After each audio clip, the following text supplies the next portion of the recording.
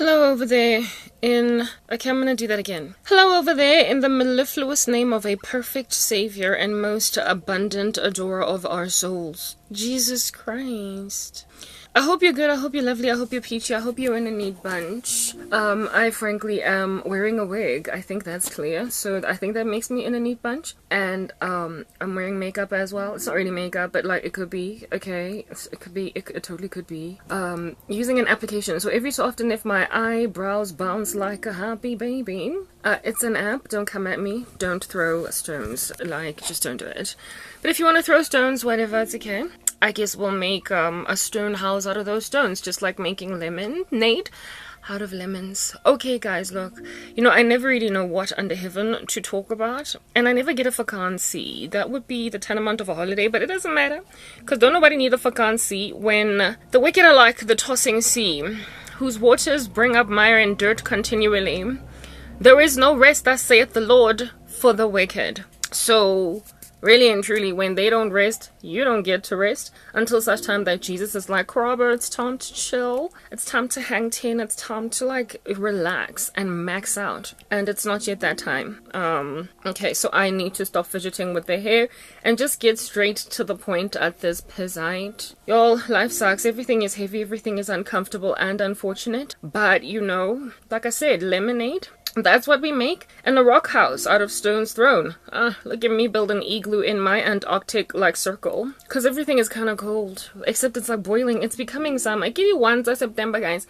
It's the 1st of September. Okay, spring day. You know, speaking of spring day, of which, South Africa, you're like a zombie. Okay? But like a bully zombie with attitude. You're like a zombie that passes like a living, breathing person with like a heartbeat and everything. You know, like vitals are on fleek. And then you pass it shade. When you're just like basically just kind of operating on nothing but primitive desires. Attitude vibes for like 24 hours. And you just throw it at the person that's alive in the room. And I'm like, we're gonna talk about you, little zombie. It's spring today. Alright, the first day of spring. It's like, hallelujah. Praise the mellifluous one on high, because frankly his word is mellifluous. It is lovely to listen to. He's got the gift of the gab. And don't nobody move when the word is in town. But everybody's out here manifesting demons in front of the word. And the word is like, get out in my name. Aww. Anyway, but guys, you know what, ne? I really need to be serious right now. Being serious is an important factor of this whole thing. It is an imperative. Yes, I'm wearing the same vest I was wearing yesterday. We do such things in the kingdom of heaven. When you are at war, who has time to change out into brand spanking new camouflage? Who? Somebody's shooting at you. You'll change into a new dungaree tomorrow. Okay.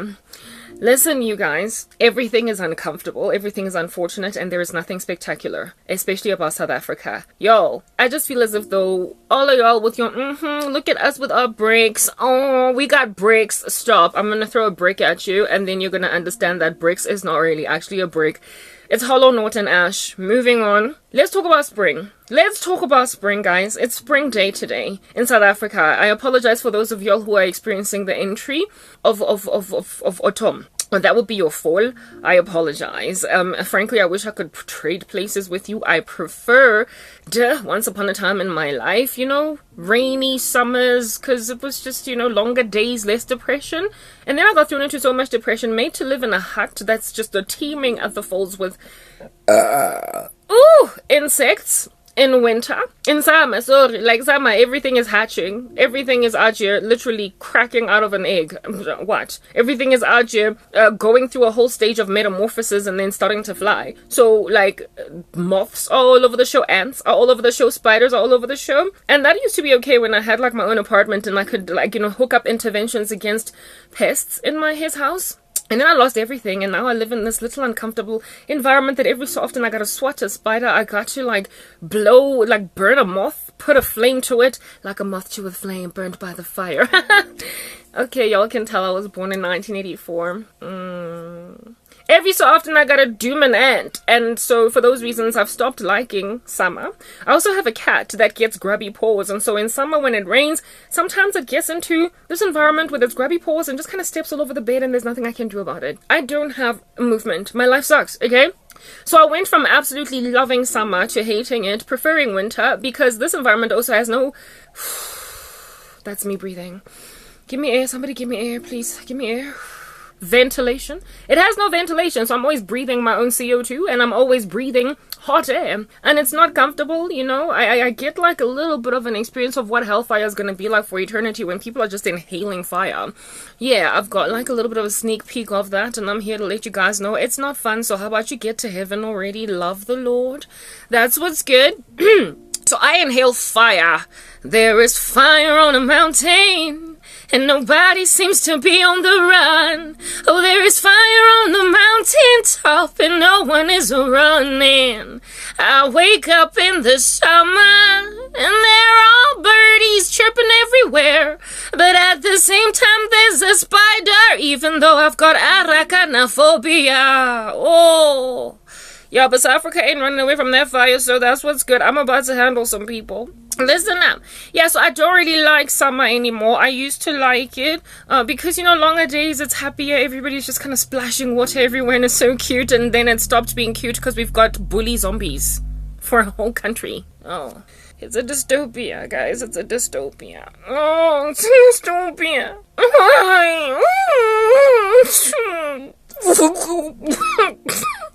Yeah, I crack a cry for 5 seconds, and then I like stop cracking a cry because nobody cares. Did you see my eyelashes move there? I told you, it's app makeup. Don't kill me. It is a dystopia. In a dystopia, don't nobody got time to put on real mascara. Don't nobody.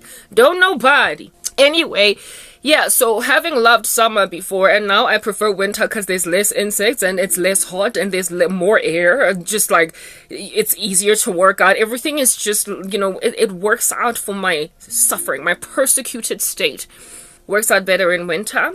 The fact that you've made that a thing, the fact that you've changed my preferences, I'm just like, South Africa, you're irresponsible, you're a zombie, okay? And so for those reasons, this is what God is going to do to you. You better pray that your flight is not in winter. You pregnant person and breastfeeding lady. Yes, because you did not go in the rapture. Booyah. Eat that, bite that, suffocate on that. Yeah. You made me prefer winter, so now God's going to give you a winter. Amen. Anyway, yeah, whatever. Bless the Lord, oh my soul. I love him. And thank the Lord for my cat. Don't dig the grubby paws. However, at least it's not a dog not chewing on my shoes. So praise the Lord for that. But let's talk about spring, okay? Now that you know that I used to prefer summer, I used to prefer hotter months, I used to prefer longer days, you know? That's what's good, shorter nights. I used to like it more than winter. And now I prefer winter for convenient purposes, just for ecological purposes, just for atmospheric purposes, cosmic purposes, climate purposes, given that I am living slap bang in the center of a heat stroke about to happen. So it's much better to be in winter for me.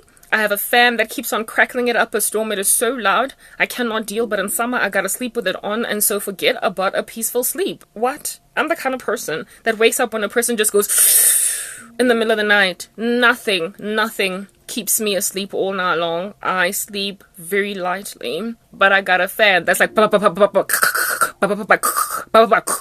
all night long. But you know, this environment having no ventilation, if I don't have that fan on, RIP. Rest in peace, because I will be resting in peace. That's what's good. Why? Because I'm saved. Anyway, now that we've put that out there, let us explain one event of sorts from the past that happened to a lady chica sister. Can you tell this is fake hair? Oh please, no, it grows out of my scalp like this. Don't hate. I wake up like this. I wake up like this. I do. Anyway, whatever. But don't nobody want to believe that. The glory of the Lord is in my hair, cause it don't move. Anyway, yeah, spring starts in South Africa on the 1st of September, whatever year you might find yourself in.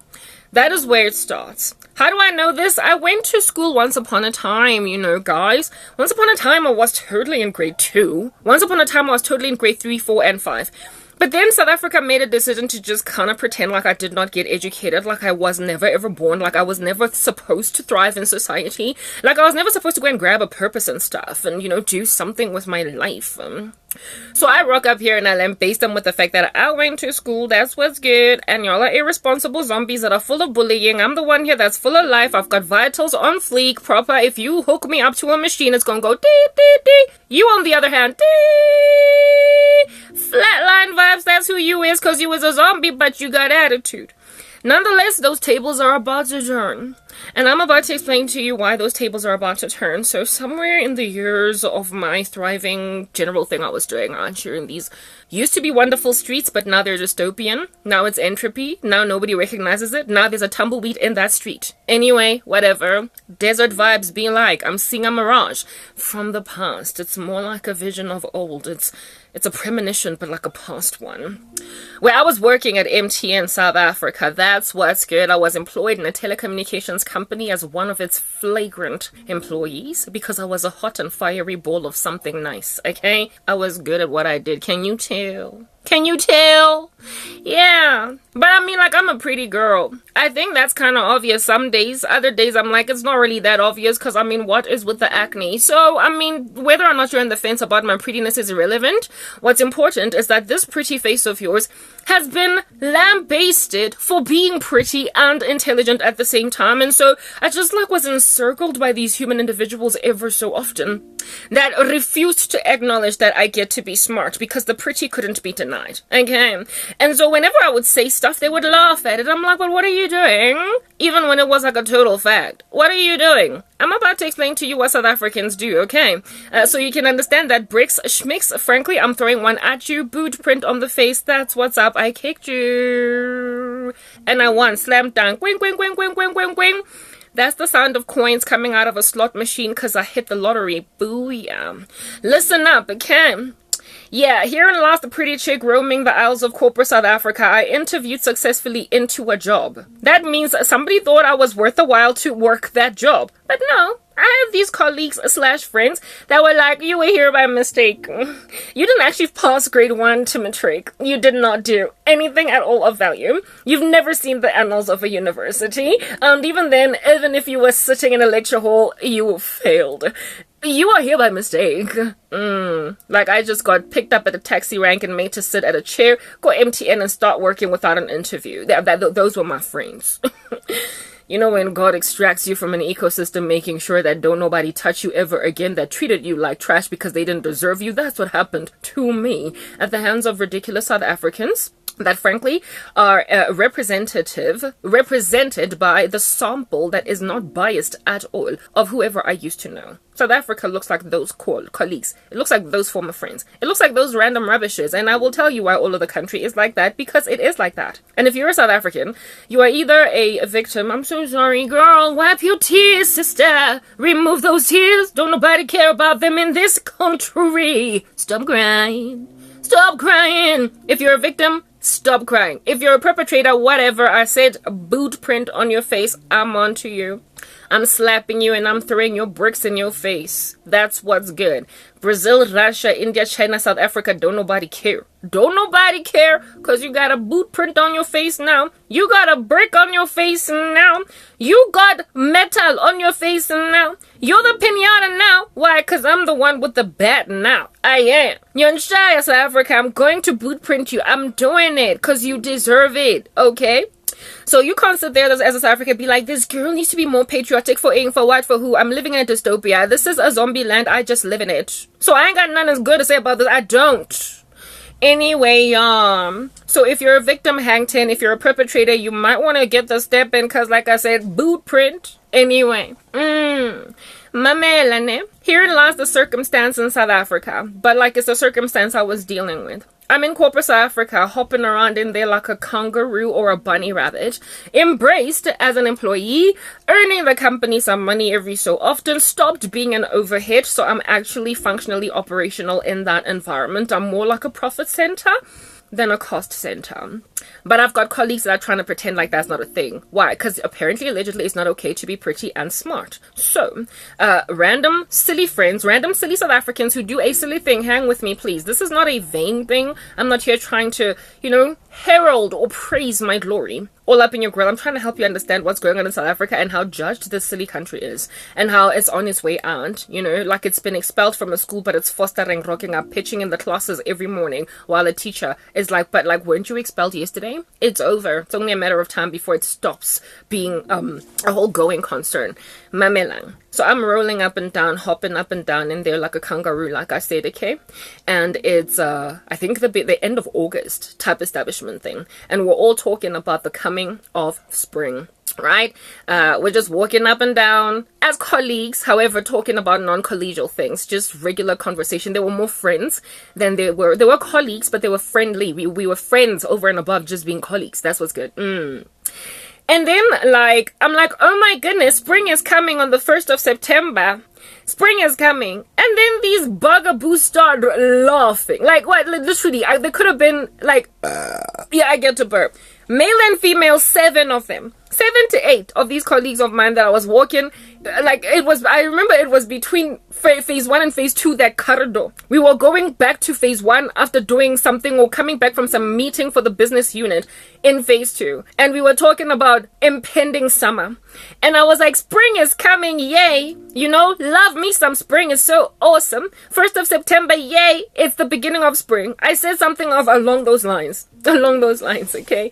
And I got laughed at. I got laughed at by like 7 to 8 whole individuals that were like, yo, Karabo, spring, what are you talking about? Spring is already here. We're in August. Okay.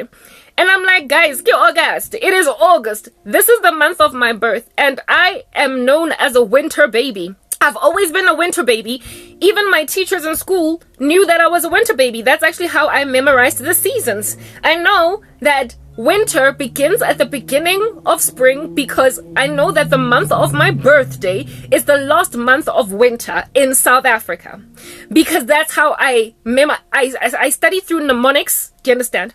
Mnemonics is how it is that I memorize things. So, for instance, how it is that I learned the rainbow, the colors of the rainbow in chronological order was to come up with an acronym by the name of ROIG-BIV, which is red, orange, yellow, green, blue, indigo, and violet. That's how I study. By mnemonics, cues.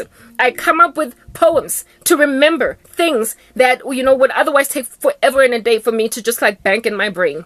And I then, you know, collect them out of my little proverbial brain library whenever I have to regurgitate them on paper in a test, etc. And it helps me remember a lot throughout life as well. I study through mnemonics. That is my way of learning. All right, I use mnemonic cues. And for me to remember my birthday month as the last month of winter was a mnemonic cue to understand when the seasons start and when they end.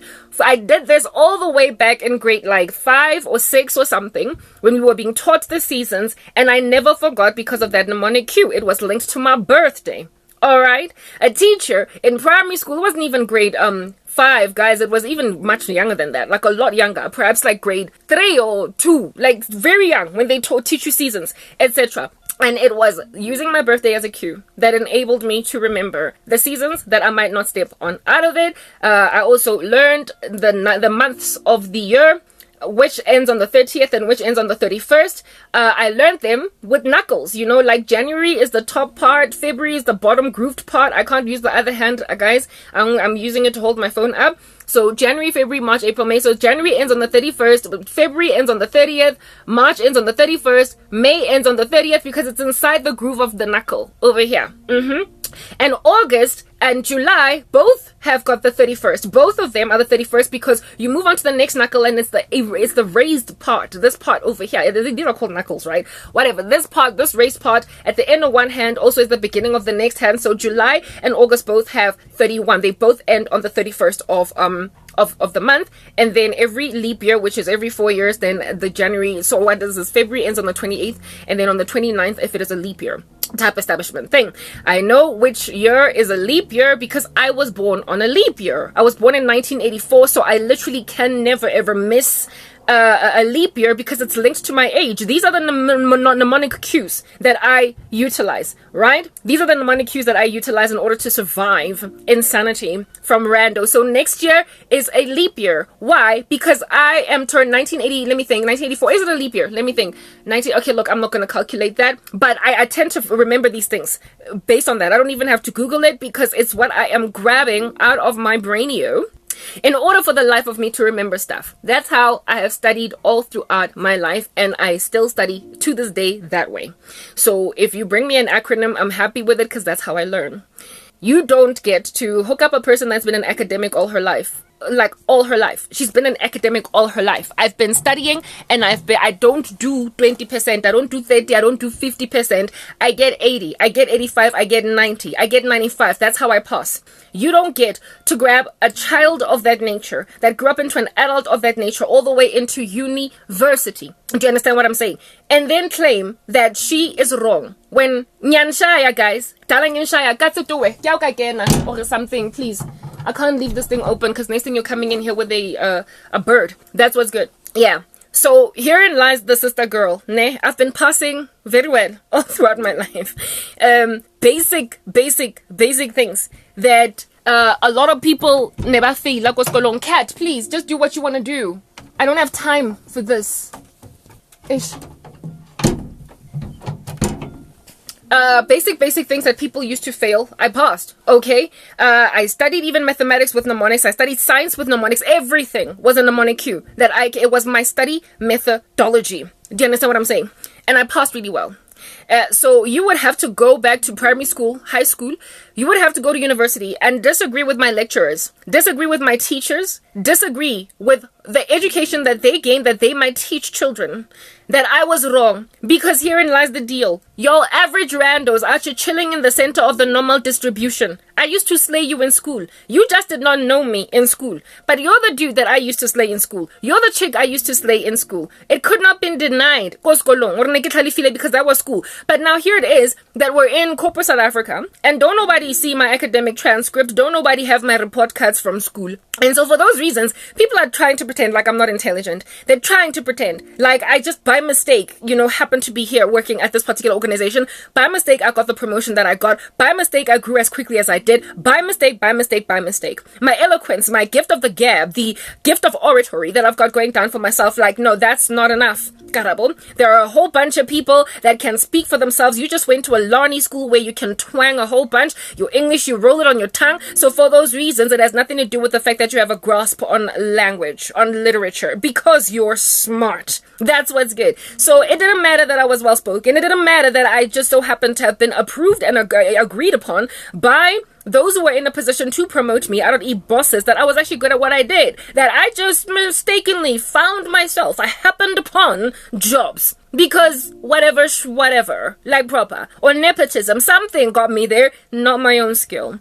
Here it is that I told you, I spoke about this in one of my other videos, where it is that I spoke about how back in the day, before I used to know Jesus Christ, just for the sake of having friends, I used to dumb myself down that I might not be laughed at, because sometimes whenever I would open my mouth, my friends would start laughing because apparently what I'm saying is dumb. I call it the curse of beauty. Don't nobody want to believe that you can have both it and intelligence. It's the reason why I love people, even though they interview ridiculous pimps and make that horrible mistake, like Candace Owens. I just absolutely adore to listen to a beautiful woman slay some crocodiles out here in these streets, because it is the bane of my existence to be called dumb purely because of the way that I look. It has been that for a minute, so I'm totally pro gorgeous chicks that are doing a thing, slapping everybody silly out here in these streets, being better than what they hope they would end up being. So I'm rolling around in this environment, having remembered the mnemonic cue that winter in my country ends on my birthday month, and I passed in grade 3 or 2 or whatever, that particular test.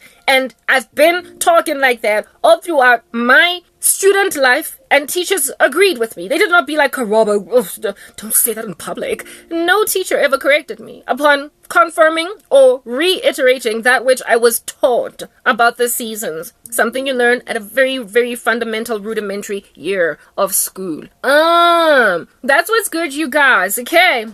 But like these people were laughing at me for calling August the end of winter and spring the beginning. Basically, so the 1st of September, the beginning of spring. Okay? Yeah, and I'm like, August ends in winter. Sorry, winter ends at the end of August.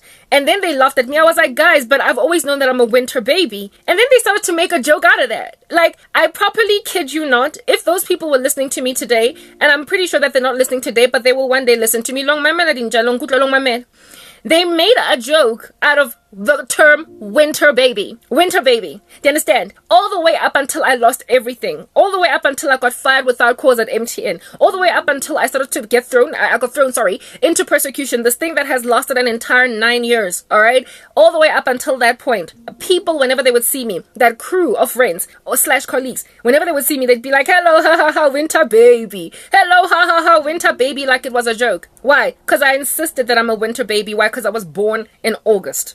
The windiest month of the year, the last one of winter. That is usually what happens in all countries. The last month of winter is the windiest, and it also is the one that is somewhat cracking a whip into entering into kind of being hot, right? That's what's good. Yeah. I was like, guys, I'm a winter baby, and they made a joke out of me being a winter baby. I then went on right ahead to take a step forward, and I was like, guys, the 1st of September in South Africa it's called Spring Day. It's called Spring Day. It might not be a public holiday, but it was literally named Spring Day on the calendar. Go look it up. It's called Spring Day. Every year, Honamo MTN, because yellow summer, there was a theme that like a company sort of kind of motto or whatever you want to call it. They used to call it yellow summer, and they would bring these barely dressed girls. I don't understand why they were barely dressed. This is a corporate anyway, chilling at the gates. What is going on? What is happening? I'm sorry, guys. Sorry, something happened that freaked me out over there, so I had to stop recording, save that content, and come back here and talk. Yeah, no, there were these naked girls, barely dressed, like they were wearing basically bikinis, like, go officing, what are you doing? Anyway, they were hired from like modeling agencies and what have you, and they would chill with little water guns at the entry of the company where, like, the boom gates and whatnot, and they would sprinkle like water on cars that were coming in if they didn't mind, type establishment thing, and they'd be like, yellow summer, and hand out little pamphlets if you were happy to take one. Yeah, and they did that like literally like clockwork as an idea for marketing to bring naked girls at an office as if though there are no salivating men out here in these streets. Anyway, whatever. On the 1st of September, it happened on the 1st of September. If the 1st of September happened to fall on a working day, all right. Otherwise, they do it on the Monday or whatever. Guys, it used to happen on the 1st of September, and I'm like, those funny little naked girls at the boom gates are gonna be a gadi one, guys, on the 1st of September. And they laughed at me and they kept on calling me a winter baby until, guess what, guys? I literally developed right there on the spot when all of your people are laughing at you. All your friends, like there is not even one that's standing with you. It's like, lebadile guy, where did you go to school? Not even one is standing with you. I got cognitive dissonance, like right there. I underestimated my own sense of reality. I got gaslit by them about winter ending at the end of August and spring beginning on the 1st because they all laughed at me so much that I was like, Garabo, maybe you're wrong. I literally cowered like a little snail going back into its shell. And I was like, maybe I am wrong. Maybe I am wrong. Until I went to my desk, right? And I researched it. I Googled it. I literally typed into the computer, when does winter end in South Africa? What they insisted was that we were already in spring. That spring starts in August. What the heck? Where did you go to school? Where did you go to school? Because it was hot already. Remember I told you August is windy, but it also is cracking into being warm, right? It's cracking into being warm because, of course, like, the sun and everything, the earth has already kind of rotated to that position, blah, blah, etc. So it's starting to become summery, even though it is officially rather still declared winter. That's what's good. Based on just the fact that it was warm outside. Forget about the facts. Disregard the facts altogether. They then were like, Kispring. Spring starts in August and winter ends at the end of July because July is still really very crazy cold. Winter ends at the end of July and spring begins in August because August is warm. I'm like, whoa, if that's your reasoning, if that's how you're going to like basically declare stuff, how about you move to the United States of America and become woke and then say that your gender really is very quite relative. It depends on how you wake up feeling like today. You could be a girl or a boy, and disregard altogether your XX or your XY chromosomes. Just absolutely disregard biology. You should go and live in America. Yeah, you should go and live in America because their facts are irrelevant. Science is irrelevant. That which has been proven biologically all throughout history, absolutely irrelevant. Hang out somewhere, even in like is it a blue state? Go and chill out in a blue state in America, like hang 10, Dabudi, California, something. Like, yeah, go and find yourself a little bit of a silly Chicago state. Yeah, just chill there. Hook up a little bit of a rainbow flag and say that I'm a girl, I was a girl, I'm a Barbie girl in a Barbie world, wrapped in plastic. It's fantastic. You can brush my hair and dress me everywhere, even though I was born male. Come on, kid, let's go party. I'm Barbie, yeah. You can be transformed from a Ken doll to a Barbie doll insofar as you're in California of the United States of America. Over and above it, you might even be a let-go paroled prisoner that frankly should still be there, but you're persecuting Caraba. Like, go on right ahead and live in the U.S. But ain't no room for none of that nonsense over here. But no, that was the beginning of the end. That was the beginning of the nosedive over there, eh? Like, I should have seen that, wait a second, I'm going to get extracted out of corporate South Africa. I'm going to get kicked out of the synagogues like it is written in John 16, thrown out, and those who persecute me are going to do so thinking they're doing a service to God. I'm about to experience an expulsion. I'm about to experience an expulsion out of the country. Why? Because I'm still sensible, I'm still rational. I should have seen it coming, but instead I thought that, I guess we can agree to disagree. Askis, Askis. Winter ends at the end of August. Please, hurry, buddy. Sorry there. No, I'm sorry, no disagreement. Got cognitive dissonance, that's what's good. I was lambasted with gaslighting. I thoroughly started to twitch up a storm in my body about, I've believed a lie all my life. How could I? How could I? How could I? How could I? How could I? Proper, it was like a broken cassette tape that way. How could I? How could I? How could I? How could I? Until I went to my desk and entered into the Google machine. Yeah, I made sure it wasn't even Wikipedia, but some reliable meteorological chart hooked up by some meteorologist. Like, it had to be a weather lady, someone that studied geography all the way up until university level. Can't be Wikipedia, that's not a source. It is run by the left in America, so don't trust it. Don't trust it. Walk away, be afraid, be very afraid of Wikipedia. Anyway, whatever. Yeah, so I went and I Googled it. Okay, trying to gauge veracity of these people, and guys, the computer confirmed it. The Google Scholar, the articles that I read, I literally went from I went through multiple websites, just reading and reading to try and see if maybe these people getting it from, maybe there's a difference of opinion. Perhaps there is a difference of opinion. You know how it is that, for instance, the millennials and Gen Zs and Generation X, etc., there are differences of opinion as to when the millennial age starts and when it ends. Give or take by 5 years. They're on a sliding scale of about 5 years.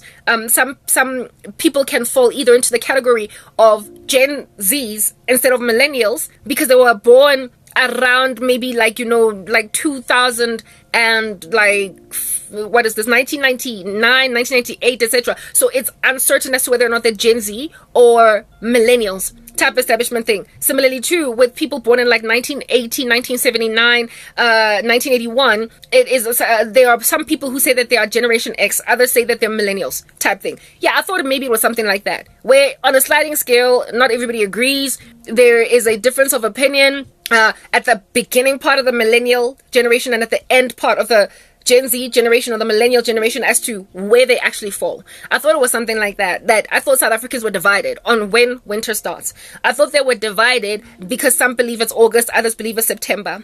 But guys, there was not even a single article, no one on the internet, no source material that I read up agreed with them. Not even one. It was not a gray matter. It was not a gray area. There was no smoke screen. There was no sliding scale of agreement versus disagreement. It was cast in stone in a way that was irrefutable. That winter ends at the end of August, 31st of August, and it commences spring, that is on the 1st of September. And I went and I grabbed this 411, this information back to the entourage of friends / colleagues, and they still laughed at me. They still called me winter baby. I was like, as in, go live in California. Go there and then allow your child to transition and insist, all right, on, like Leah Thomas, going on right ahead to swim with some ladies, even though he's a boy. Hamba wena.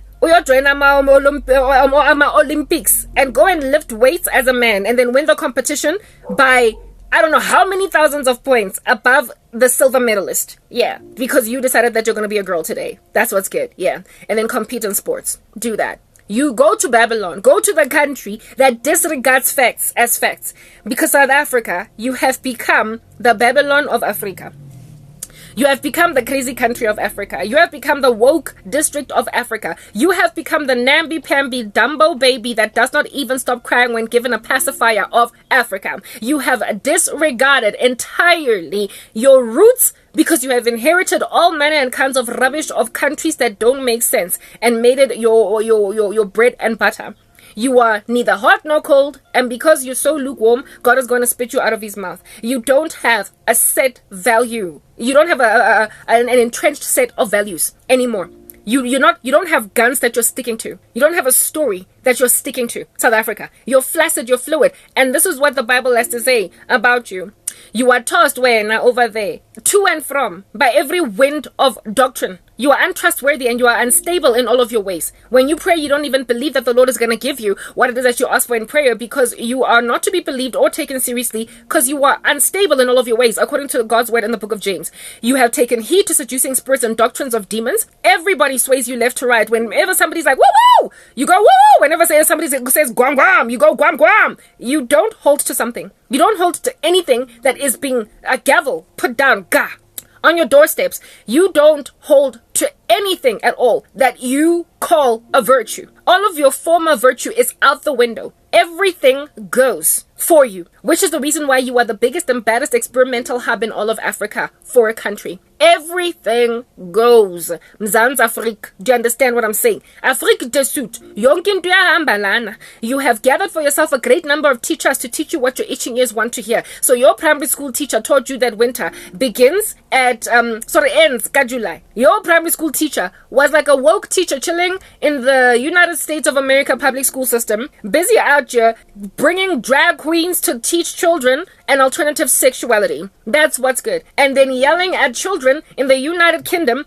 over there who refuse to who are threatened that they're going to be in trouble if they don't accommodate or embrace the colorful agenda. Yeah, that's where you are. Your teachers are the kinds that bully kids in school to embrace the colorful agenda until a smart little child in class records this this thing that's going on, and then it trends like no man's business among right-wing activists across the world. That's what's good.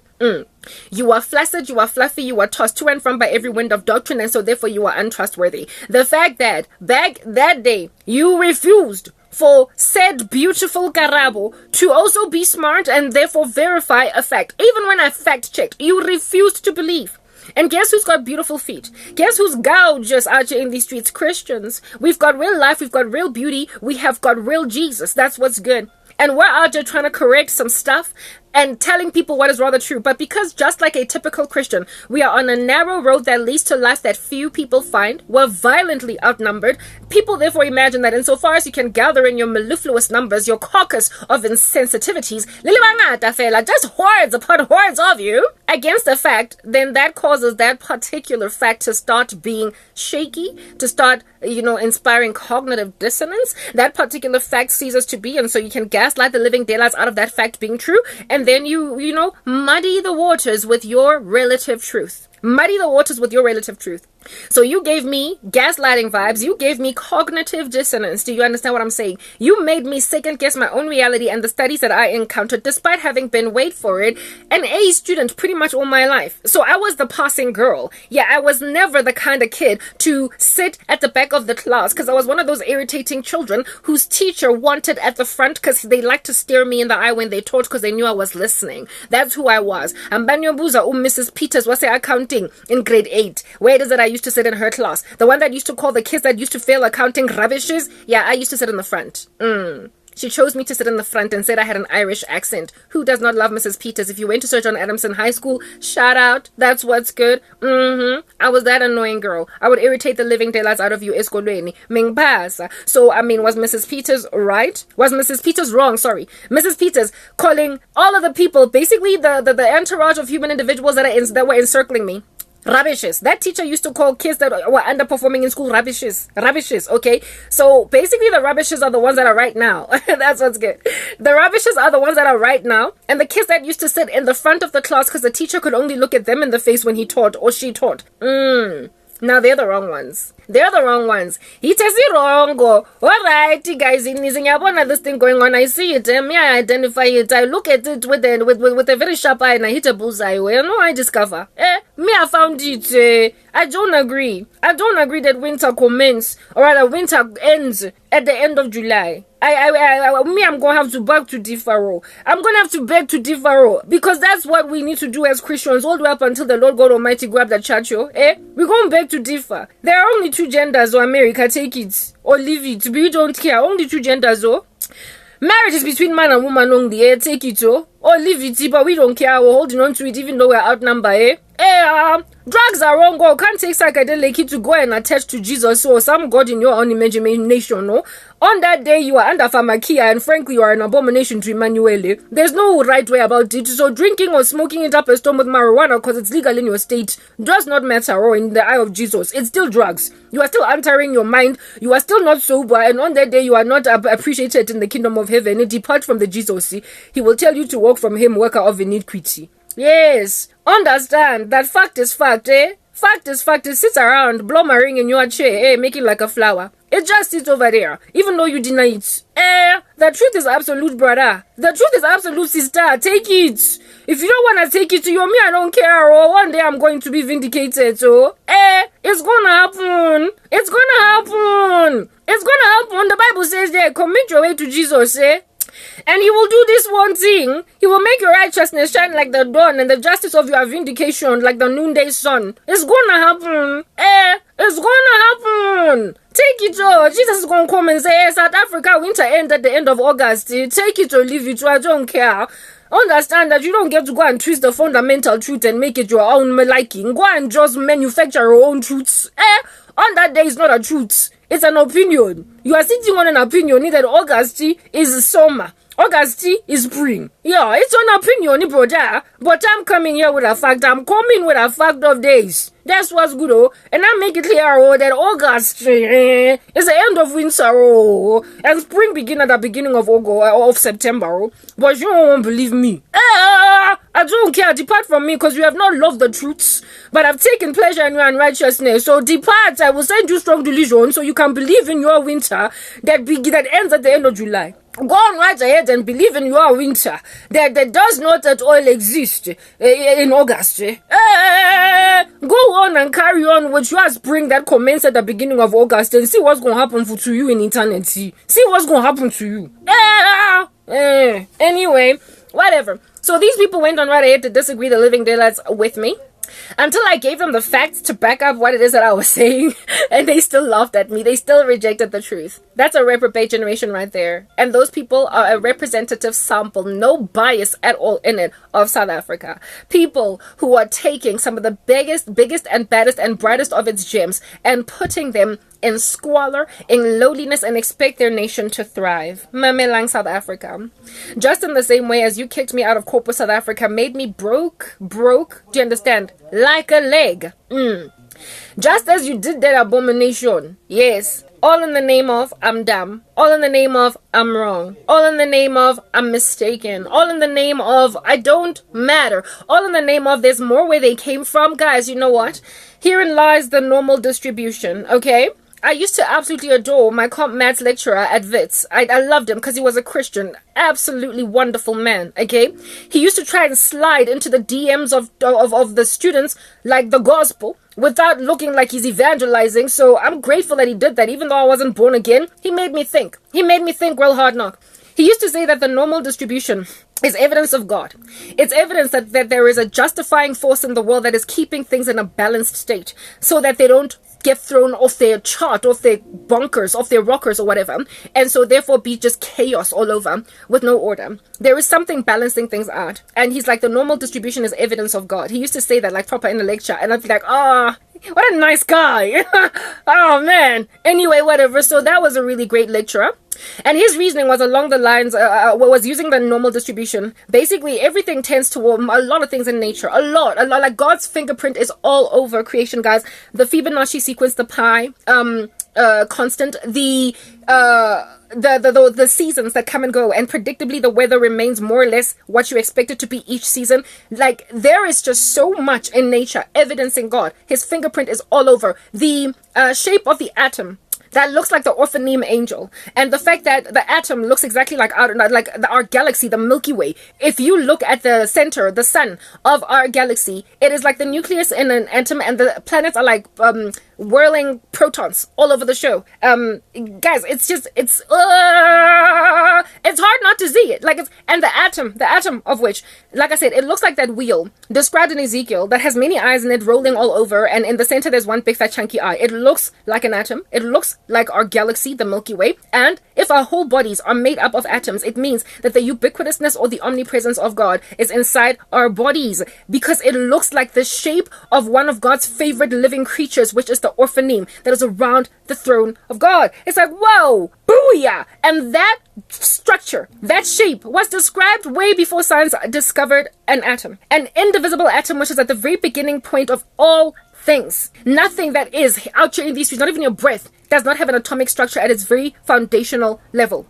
And that was something that was described by the Lord as one of the living creatures that Ezekiel, and I believe even, who's the other? Okay, so too did John in Revelation, but John did not get into a description of that particular living creature, but I think it was Ezekiel and Isaiah who described this living creature that looks exactly like an atom. It looks, never mind like an atom, but also like an orphaneme angel. So it appears to be God's favorite shape, so much that he made it at the foundation and the baseline of all created things. It's like, booyah! So those of you that are trying to disregard God Almighty as King, you're in trouble. His eyes are all inside your body, and yet you out here fornicating. What you doing? No, what you doing? Stop it, so hey, it displays the Lord's magnanimity as well, because the way we sin in these bodies that have got God's eyes all over, says a lot about how much he's so long-suffering and forbearing of our insanity. Anyway, so not only is that like a whole entire thingy, my Bobby, gawking at you over there, that I'm losing my chain of thought. God, please take me back to where it is that I was at. I need to go back to where it is that I was at. The invisible qualities of God that are all over creation, disregarding of truth. I need to find my bearings. 1 minute. Yes. I was able to find my bearings. I had to go and re-listen to myself again so that I don't waste time trying to remember what I wanted to say. The normal distribution. So I was speaking about how all over creation, even within science, God's fingerprint is everywhere. The Fibonacci sequence is found all over the human body. It is found, I could go on. Now, the normal distribution is yet another example that my lecturer was saying is evidence of God, because of how creepily, accurately, so many things in society just fall within a normal distribution. There is a balance, like an ordinariness, an averageness about the earth. And only those things which are on the outliers then are, like I said, in the outliers, they skew, they are anomalies in society. But generally everything falls within a normal distribution. And so that's how we all keep law and order. People are often intimidated by that which they don't understand. So God makes sure that in each society, often everything that is thriving in it is more or less understandable by everyone around them. Meaning that they're not going to make war with it. They're not going to question it. They're not going to be frazzled by it or intimidated by it enough to disorder it or, discombobulate it in some way. So he made sure that on the earth, there are only a small number of paradigm shifters, only a small number of geniuses, only a small number of severely disadvantaged, but everybody is just more or less average. And using the example of a coin, for instance, coining a coin flip in the sky, on some and then it lands on the floor. You do this experiment in your own backyard in a vacuum. Of course, you cannot be moving from one place that has got wind and the other place has got a thunderstorm, the other place has got a hurricane, the other place has an earthquake. It has to be within a vacuum, an environment that is generally still with constant conditions encircling you. If you grab any coin and you toss it in the sky 100 times, literally within a normal distribution, so something for like between 45% to 60 to 55%, it's going to be 50% heads and 50% tails. 50%, half. Like, you will chart these dots on your particular Cartesian plane, and they will literally sit, most of the dots will hover in the center of that Cartesian plane, with half of them being slightly on the x-axis and half of them slightly on the y. Not on the y, sorry, the negative side of the positive side of the x-axis and the negative side of the x-axis, and they will also go to a height that is more or less determined even on the y-axis. Guys, that is what creates then the normal distribution, a parabola, essentially. And most things in society operate like that. Most. If you go and you grab the numbers of students in a university and you gauge their pass marks, most of them are going to be average, guys. Most of them are going to be rolling around from 45% to 55%. Most of them are going to be getting just enough. And then there will be a smaller number that are from 65 to 75%. An even smaller number will go from 75% to 80%. An even smaller number will go from 80% to 90%. An even smaller number will go from 90 to 100%. As I'm totally just kind of hitting that x-axis, never really reaching zero. And the same thing is also true of those who fail abysmally.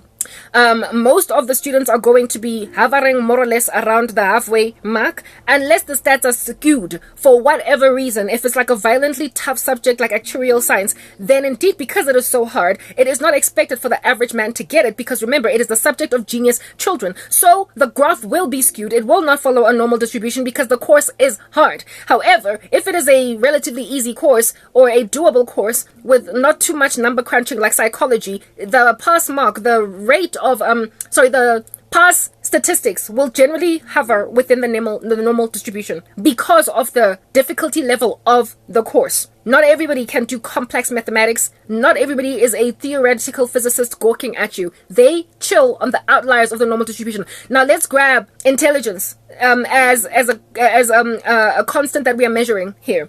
Intelligence in society, most people tend to be of average intelligence. They are sitting slap bang in the center of the normal distribution. They do just enough. They get by with just a regular job. That's what's good, right? So these people that are intelligent, so with the intelligence curve, like I said, from about 45% to about 55%, most people are just average, chilling in the center. And then those that really struggle to push at school, that have got learning disabilities and all different kinds of things, they will be on the left of the normal distribution from 45 to 35, and then from 35 to 25, and then from 25 to, and so on and so forth, until it eventually totally almost hits the x-axis at zero, where there is no ability at all for a person to even say 1 + 1 = 2, because they were born with either mental illness or something unfortunate of that nature. And then you go to the far extreme of the normal distribution, where, like I said, you get the geniuses, Einsteins, that are sitting all the way on the right, basically almost hitting the flat, the curve, asymptotically, almost hitting the x-axis as an outlier, the way that it's just so few of them. They become asymptotal, just kind of tending towards eternity.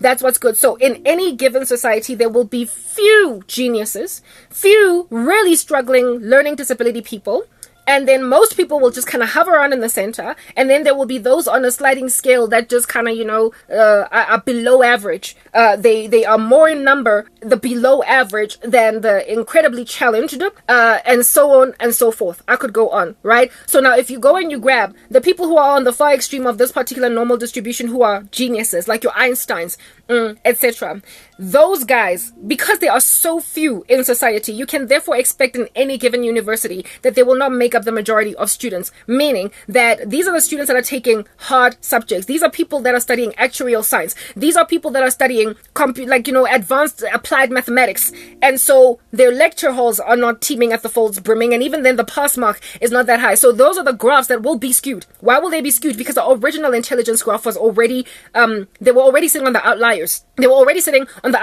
So you will find in this particular curve, the pass mark of it, the average pass mark of applied mathematics at level 4, like year 4, you will find it more towards the left of the normal distribution, because you're thoroughly getting very intelligent kids getting 30 20% because it's that hard to pass. So it is anomalous in that regard because the bias, the sample was already not representative of the general population of intelligence. But in psychology, you're going to get kids who are, I guess, let's not call them children. They're so young that to me they feel like children. Anyway, whatever. You're going to get students that are going to more or less fulfill a normal distribution type passing all the way up until master's level, all the way up until doctorate level, because it's not that hard to pass.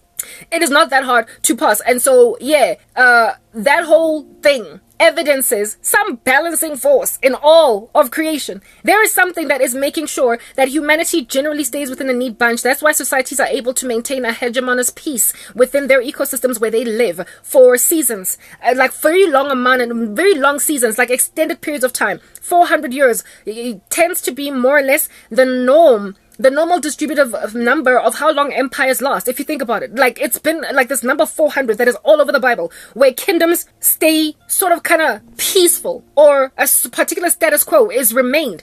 For 400 years, the Hebrews were slaves in Egypt for 400 years. But then what happens at the end of that 400-year season? When the Lord wants to change things over, when the Lord wants to give the Babylonian Empire over to the Grecian, and then to the Roman, and then to the clay with mud, revived Roman Empire, what does God do when he wants to crack a whip and changing that up a storm and fixing it and basically getting out of that? When God wants to abolish slavery in an ecosystem, because now year 400 has come and gone, what does he do? He raises up someone chilling on the outliers of the normal distribution, someone who is a paradigm shifter. They're few and far between. They are chilling on the far right of the normal distribution. They're the geniuses. They're the Einsteins. They are the people that cause people sitting on the normal distribution in the center here to change the curve altogether, to make something a new normal, to make something a brand spanking new normal. So they influence because they're that good, because they're that brilliant, they're that bright, they're so genius that they can change society's mind, and so move what they imagine as ordinary, simple and average to another part. So the whole graph moves.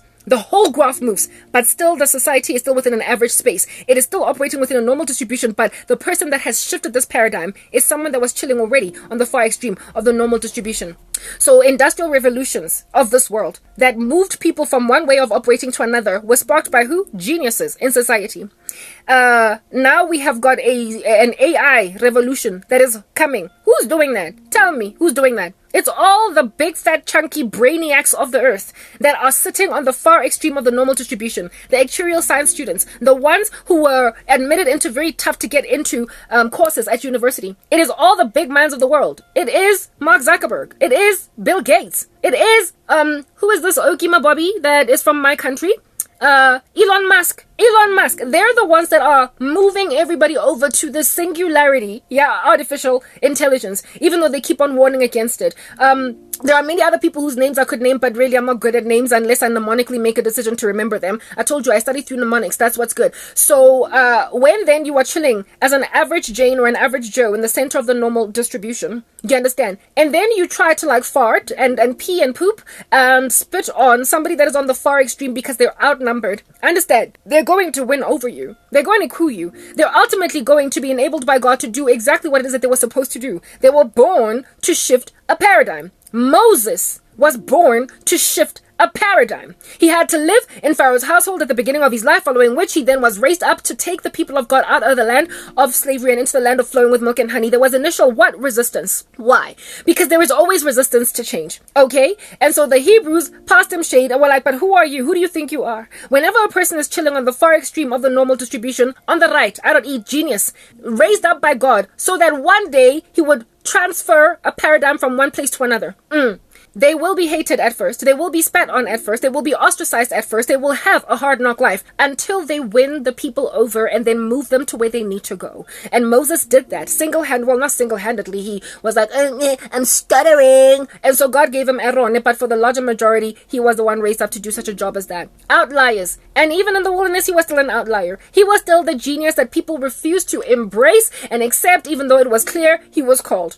So those individuals that are to change society, go and tell me how many of them lived happy lives where everybody from the very beginning of those happy lives absolutely loved them. A lot of them were challenged because literally everybody was trying to tell them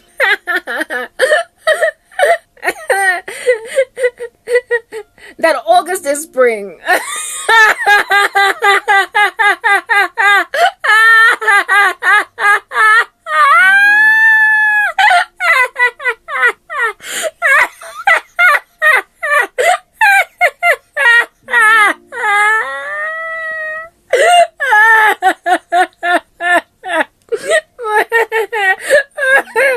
It's funny now. But at the time it hurt. Who's laughing now? My lecturer at university told us that God is evident in the normal distribution because something is balancing society out to make it ordinary, normal, and not so chaotic. Yeah, but when the Lord is shifting a paradigm, he will cause war. He will cause disquiet in society. He will cause these average Janes and average Joes that do not want change to change kankane, because absent of change, there is extinction due. Absent of change, there is annihilation nigh.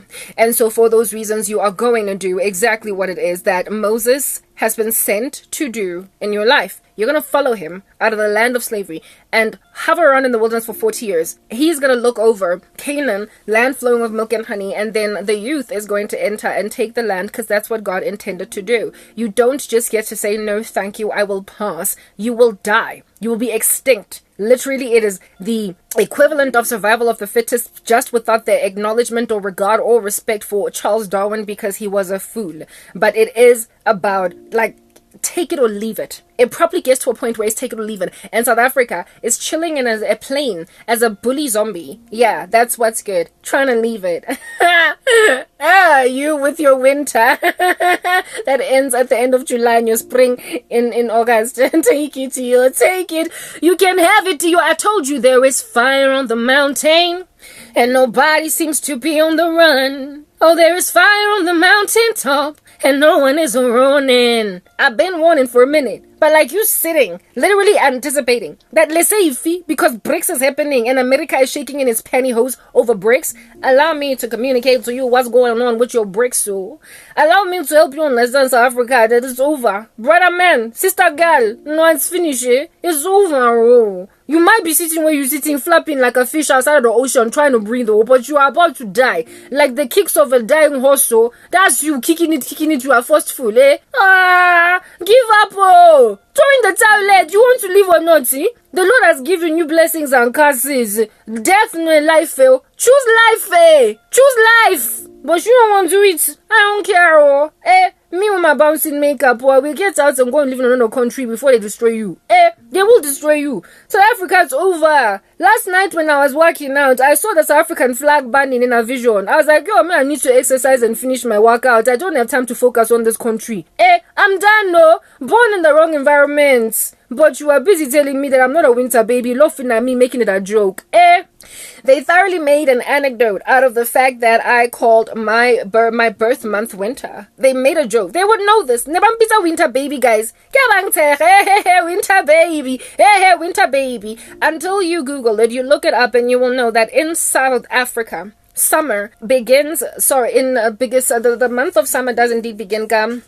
December, January, Feb, March, Kikisama. Do you understand? Those are the seasons. So spring commences September, October, November. Spring is September, October, November. That's what's good. That is South Africa. Today is spring day. Even my Apple computer this morning literally woke me up saying happy spring day. There was like a notification on the corner saying happy spring day. So go buy an Apple computer that'll tell you that, or maybe even a Windows computer, anything. If it gives you notifications about holidays in the country that are set, inclined, in stone in these computers based on the country where you purchased it, and it tells you happy spring day, how are you still calling September the second month of spring? Why would any silly little country make a decision to call the second month of spring day, to call the first day of that month spring day, when they could just go 1 month back? They argued with me in this regard, evidencing the fact that South Africa was already in a downward spiral, and I was outnumbered by all of them. Not even one person rocked up and said, you were right. Nobody agreed with me. They just laughed at me because I did not get to be both intelligent and also smart. I didn't get to be right in this particular regard. Well, Christians are metaphorically, typologically much like me. Beautiful people that are treasure in jars of clay, that people are just disagreeing with on essentials, and there is no changing your mind, and they will laugh at you when you mention the name of Jesus. Goodness gracious, I was reading the comments under Tom Hughes' video, one of them that I watched about 2 days ago, and he was speaking about how Jesus is a myth and Sarah is a myth. Yes, the whole thing was about Sarah. Oh, no, it was not Tom Hughes' video. It was actually a secular guy, right? So I'm very broody. You guys know I would love to be a mom, but it's not quite happening fast enough. So I saw this one short of this being covered by this one young man in the US of a woman that was 55 years old, finally pregnant, and she gave birth to triplets, and she had been longing for babies, for children, for a very long amount of time. However, her womb was closed, and she could not give birth, and then at 55 she finally fell pregnant, and she carried to term triplets. Okay, and this young man was busy talking about this whole phenomenon. And then I went to the comment section, and the people in the comment section were like, oh, she reminds me of Sarah. No, not of Sarah. Yeah, of Sarah, right? That's the one who had the baby at 90 in the Bible, right? Reminds me of Sarah. And then the other one was like, Rachel had a baby after 14 years of waiting. Rachel, what Jacob, right? Type establishment thing. And I was like, yeah, Christians are commenting, good, yes, Sarah had the babies later, the baby eventually, and Rachel eventually also had the baby, even though her womb was closed for a season. And yeah, some people made mention of Hannah, etc. In the scriptures, yeah, etc. And then there were other comments, because it's a secular video, right, that was done by a secular guy. And literally somebody was saying that Sarah is a mythical creature. Whoa. Said that Rachel was a mythical creature. Oh, goodness, guys. Yazi, like, ubudom, like, this is just dumb.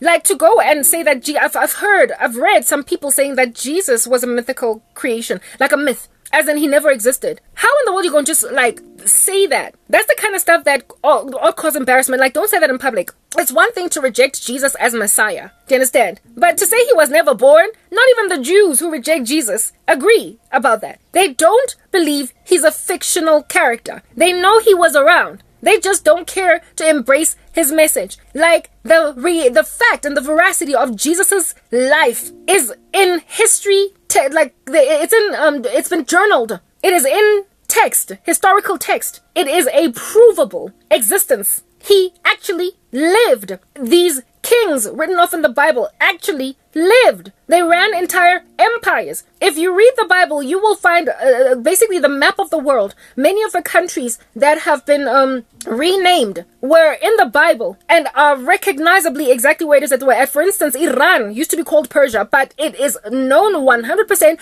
by all the Iranians in there that it used to be Persia because it's their history. Egypt, like Abraham, is a man that actually lived. Noah is a man that actually lived. Jesus is a man that actually lived. David is a man that actually lived. But there are people who so believe that the Bible is a myth that they will literally write off history because they've not studied. The Bible says, my people perish for lack of knowledge. And because of rejecting this knowledge, God is then going to reject them from the land. That's what's good. In Hosea, I believe 4:6 or 4:8, that's then corrected. All right? Yeah. So when you in ignorance rock up and call Jesus a myth, just reject him. Like the Muslims, at least they acknowledge he existed. They call him a prophet, but they don't deny that he was ever born. They don't say he's a myth. Like, find stuff out before you speak nonsense. So these randos in my company where I used to work, who basically said that August is spring, I like ones who say that Jesus is a myth, or that Sarah is a myth, or that Rachel never existed. Like, there are records, proof that these human beings existed. Sarah, of which is in the genealogy of Jesus, because she's the mother of many. Do you understand? She gave birth to the first child that will ultimately bring about the Son of Man. So you can't disregard that great grandmother. You just can't. You can't. You can ignore his message, by all means. Pretend that he did not come here to die for us, rescue our souls, but you can't pretend he never existed. It's like people trying to erase me off the face of the earth, and once I've died, be like, I was never born, except there are records, like entire hospital records of, never mind my birth, but many visits I made to the doctor, my footprint all over, like records even in schools where I was enrolled as a student. Like, it's all there. Like, you would have to go back in time and essentially put me back in my mother's womb, go back in time further, make sure I never get conceived in order for that to ever be true. So when the world is that hateful of the truth, to a point of not even fact checking anything, and then you call Sarah a mythical creature, And you call Rachel a mythical creature. You call basically what is this? Bible characters that can provably be demonstrated as having existed insofar as you just did a little bit of study, digging in secular textbooks. You don't even have to go biblical. The sighting of Jesus, for instance, after his resurrection was recorded in books, chronicles, tablets that were secular and religious. So it is impossible to extinguish the fact of Christ from history. It's absolutely impossible because he did exist, just like Caesar existed, just like Alexander the Great existed, just like Napoleon existed, just like Shaka Zulu existed. Like their stories might be so like mystical and so like cosmic warfare-y that you might want to write them off. But these are human beings that actually existed. And when you watch the documentary of them, as unbelievable as their feats were, they happened. Alexander the Great, for instance, is one that one might be tempted to pretend that didn't really happen, but it did. It absolutely did. So, I mean, really, ignore history by all means, only for you to one day be told Ustomjan. But we are living in a society that's trying to pretend that history did not happen. And they are doing everything in their power to even erase records from people's current understanding by refusing to teach it in schools to children.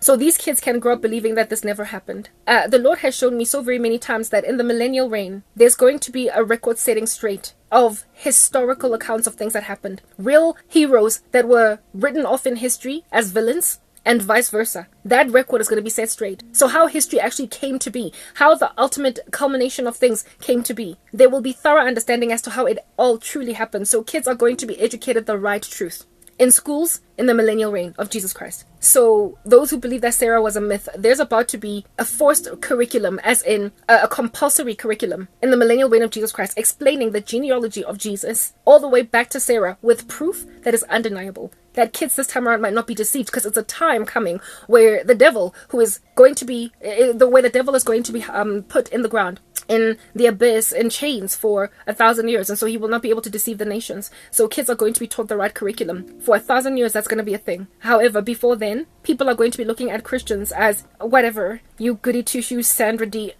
bursting with virginity, won't go to bed till you're lawfully wed, teacher's pet, you're wrong. They're going to be doing that with us. Do you understand?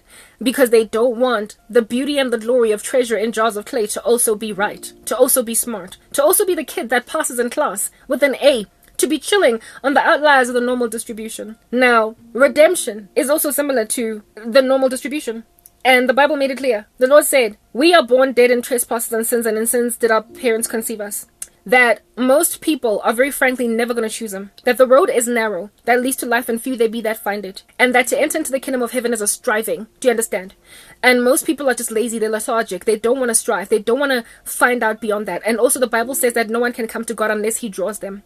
That many are called, but few are chosen. The veracity of that is already evidenced by the fact that Christians are obviously these people that are sitting on the far extreme of the normal distribution, on the outliers, like the geniuses that have discovered that this is a fallen system, and frankly it needs to shift over from just this average plane to somewhere better. This is a dying world that we need to enter, another world, in order to escape. And having discovered it, we therefore are the outliers and very exquisitely outnumbered. And we are hated, we are persecuted because we are on the outliers, but we're the only ones that are in a place that ought to be gone to. And everybody else chilling in the center of the normal distribution with their average mindsets are agreeing that the doctrines of demons and destructive heresies that are being trained them on the daily are truth. In clubbing with one another, they are banding literally with one another to disagree with the only people that are geniuses that have figured something out that apparently is so hard to enter into that few people find it. The narrow road that leads to life. Eternal life, that everybody else on this normal distribution in the center, as well as all the cold people that are on the far extreme on the other side, they're going to hell. And there's only one group going to heaven. They're on this other side of the normal distribution, on the right, on the far right. Do you understand what I'm saying? And they are few and far between. And the veracity of God's word, the veracity of what they understand, their Berean nature, they've been trying to sing it on the rooftops, and everybody's like, you and your Jesus, he's a myth. Whoa. Just like winter begins, just like winter ends at the end of July. Just in the same way that spring starts in August. Okay, yeah. Jesus is a myth then, I guess. Yeah, until it becomes evidenced by proof all over the show. Evidences, invisible qualities of God all over creation that it is the reality. So South Africa, when I say you are a bully ghost, you are a bully zombie, something that is dead but you're a bully, that's exactly what you are.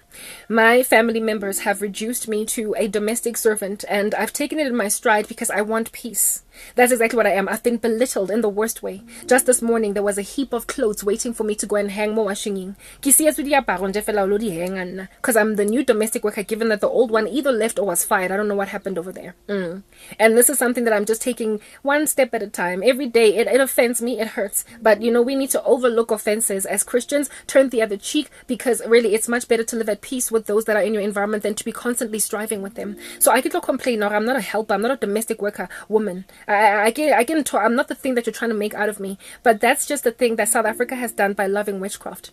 That's why you're a finished off country, you with your bricks. That's why I'm not even intimidated by your silly little bricks. This is why you are dying, South Africa, because you go and you grab Trevor Noah. Let me think of South Africans that are current, that have been taken by other countries, that have made better things out of those people in those countries. Trevor Noah, Elon Musk, who is this? Charlize Theron, Doja Cat.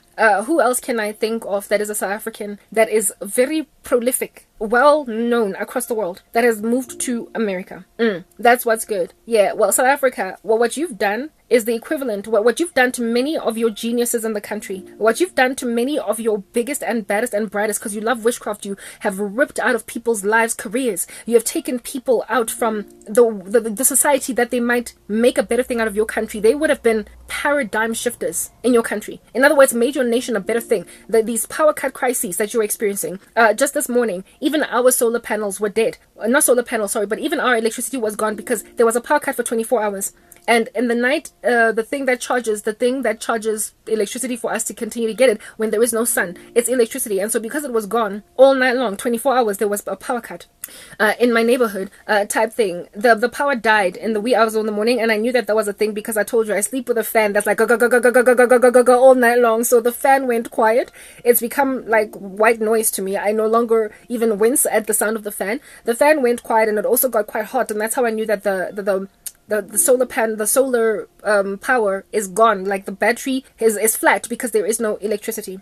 So when then we get such long power cuts that even people that have got solar panels sometimes have to struggle with a power cut because there is such a long period of time for power cuts that in the night the solar power from the sun cannot charge the system anymore. When that is the country that you're living in, where even generators start to flop, where alternative means of energy no longer work because they also need pockets of electricity operating. Yeah, when power cuts last for that long, your country's dead. It's gone. And the people who have been trying to innovate alternative solutions for electricity and power in this country, you have so envied their intelligence, their giftedness, that you have bewitched them out from corporate South Africa, from entrepreneurial spaces of South Africa. You've bewitched them from the Indabas meetings, from chairing meetings. You have hated their leadership. You have hated the prospect of them getting where they need to get. You have taken whistleblowers and silenced them by either killing them or intimidating them until they leave the country. You have looted it into oblivion. You have, set free people that should be in prison, just like America. Jacob Zuma, the fact that he's back dying, I don't understand what's going on over there.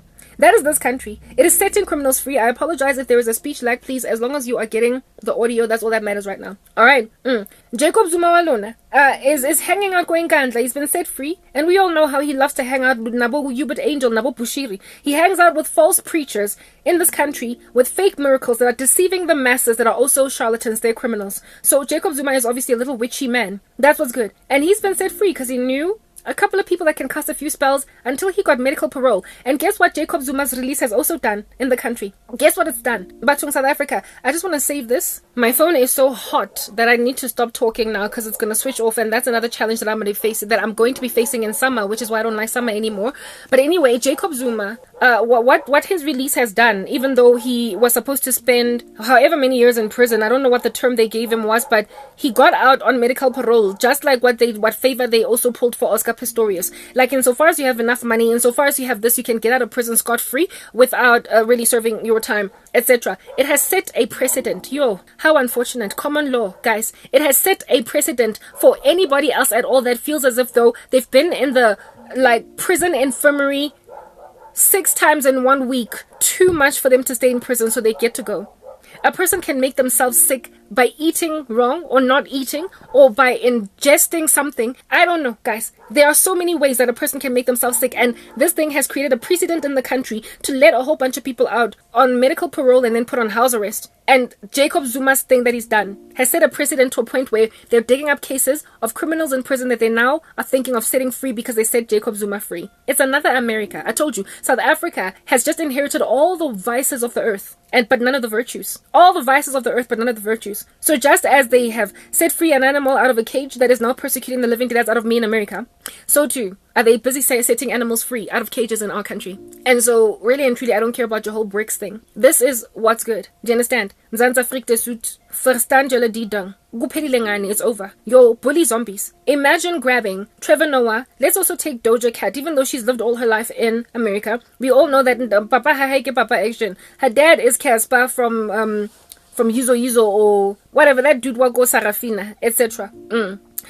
So she's half South African and half American. That is Doja Cat right there. So let's grab Doja Cat, let's grab Trevor Noah, let's grab Charlize Theron, let's grab Elon Musk. All stars of the earth, right, that are well known by everybody, and some people know that they're from South Africa. Others, however, just imagine they've always been in the US. That's what's good.